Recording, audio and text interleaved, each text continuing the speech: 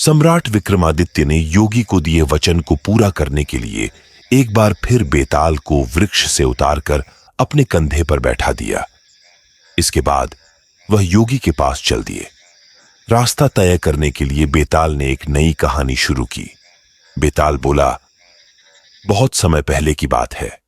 विशाला नाम के राज्य में पद्मनाभ नाम का एक राजा राज किया करता था।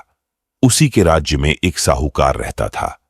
उस साहूकार का नाम था अर्थदत्त। अर्थदत्त की एक सुंदर कन्या थी, अनंगमंजरी। अनंगमंजरी जब जवान हुई तो साहूकार ने मणिवर्मा नाम के एक धनी साहूकार से उसका विवाह कर दिया।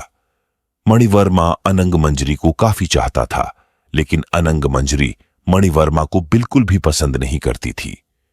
एक दिन मणिवर्मा किसी काम से अपने राज्य से बाहर गया था और अनंगमंजरी अकेली थी, इसलिए वह अपने घर से कुछ दूर टहलने के लिए निकली। तभी रास्ते में अनंगमंजरी ने राजपुरोहित के पुत्र कमलाकर को देखा। कमलाकर को देखते ही अनंगमंजरी को उससे प्रेम हो गया। वहीं दूसरी ओर कमलाकर भी अनंगमंजरी को मन ही मन चाहने लगा था। अनंगमंजरी बिना देर किए महल के बाग में जाती है और देवी को प्रणाम करती है। अनंगमंजरी देवी से प्रार्थना करती है, हे माता, अगर मैं इस जन्म में कमलाकर को नहीं पा सकी तो अगले जन्म में मैं उनकी ही पत्नी बनूं। इतना कहते हुए अनंगमंजरी ने अपना दुपट्टा खींचा और वृक्ष पर दुपट्टे से फांसी लगाने की तैयारी करने लगी। तभी राज्य की दासी और अनंगमंजरी की सहेली वहां आ गई। सहेली ने कहा, अनंगमंजरी, तुम ये क्या कर रही हो? इस पर अनंगमंजरी उसे अपनी मन की बात बताती है। यह सुनने के बाद सहेली कहती है, तुम बिल्कुल भी परेशान न हो, जल्द ही मैं कमलाकर से तुम्हारी मुलाकात करा दूंगी। सहेली की यह बात सुनकर अनंगमंजरी रुक गई। अगले ही दिन अनंगमंजरी की सहेली ने कमलाकर के साथ उसकी मुलाकात का प्रबंध किया।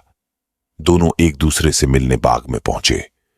दोनों ने एक दूसरे को देखा और खुद को रोक न सके। कमलाकर बेताब होकर अनंगमंजरी की ओर भागा। कमलाकर को अपने नजदीक आते देख अनंगमंजरी की सांसें तेज हो गईं और मारे खुशी के मारे उसकी सांसें ही रुक गईं। अनंगमंजरी को मरा देख कमलाकर भी बहुत दुखी हुआ, जिससे उसका दिल फट गया और वह भी मर गया। इस बीच मणिवर्मा भी वहां पहुंच गया और अपनी पत्नी को दूसरे आदमी से साथ मृत देख बहुत दुखी हुआ। वह अनंगमंजरी को बहुत चाहता था, इसलिए उससे अपनी पत्नी का वियोग सहा नहीं गया और उसने भी प्राण त्याग दिए। यह सब देख देवी स्वयं वहां प्रकट हुई और सबको दोबारा जीवित कर दिया। इतना कहकर बेताल बोला, बता विक्रम, इन तीनों में सबसे ज्यादा प्रेम में अंधा कौन था? जब विक्रम कुछ नहीं बोला तो बेताल ने फिर कहा, बता विक्रम, प्रेम में अंधा कौन था? बेताल के बार बार पूछने पर विक्रम ने कहा, सुनो बेताल, सबसे ज्यादा प्रेम में अंधा था मणिवर्मा। वजह यह है कि अनंगमंजरी और कमलाकर अचानक मिले और वह उस खुशी के कारण मरे। वहीं मणिवर्मा यह देखकर शोक में मर गया कि उसकी पत्नी किसी दूसरे से प्रेम करती थी और अपने प्रेम से मिलने की खुशी में मर गई। यह सुनते ही बेताल बोला, हां राजन, तुमने बिल्कुल सही जवाब दिया, लेकिन तू बोला तो मैं चला। इतना कहकर बेताल एक बार फिर विक्रम के कंधे से जाकर वृक्ष पर फिर जा लटकता है।